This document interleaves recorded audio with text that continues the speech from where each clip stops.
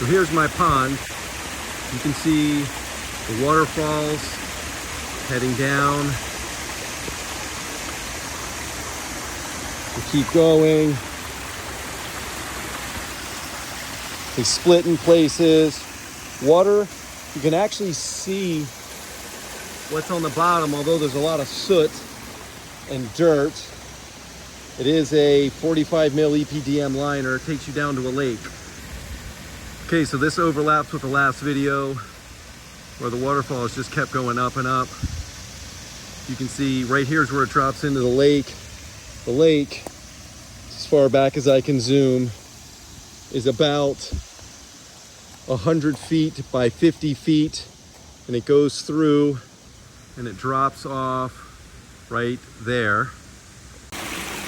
That lake just continues. Water keeps running down.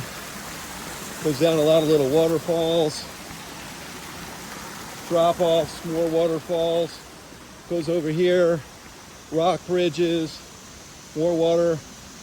There's a dog for perspective. Goes over here. Under a bridge. Heads over here. Takes you to this. This is the second little pond from the end. And then here is the catch basin at the bottom. There's an autofill, and then there's a pump house that takes the water back to the top. So the problem with the pond is, as you can see, it's very brown. Now, I just ran my hand over the outflow, and I put a hose in here just to move some of the water a little bit better. But you can see, as soon as you just wipe the water is very clear. So I'm thinking this is just a little bit of organic material. As you can see, there are lots of trees surrounding that have built up over the past year. I only bought the house a year ago, but there's also about 50 or 60, I don't know, 8 to 16 inch koi in this pond.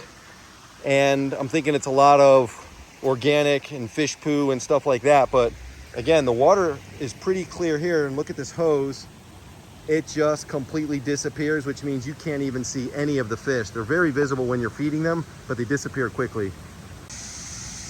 Coming off the pond, so this is the pond we looked at before. That's where the water came in. That's where the water goes out. I was thinking about creating an upflow wetland filter to go over here, somewhere around 30 by 20. I have it taped off. And then all the water would come in, and then it would discharge right there back into the lake. I was thinking I would have a feed from both the left side and the right side into this square filtration area. Obviously, I'd remove the trees and everything necessary to support clean water flow back into the pond.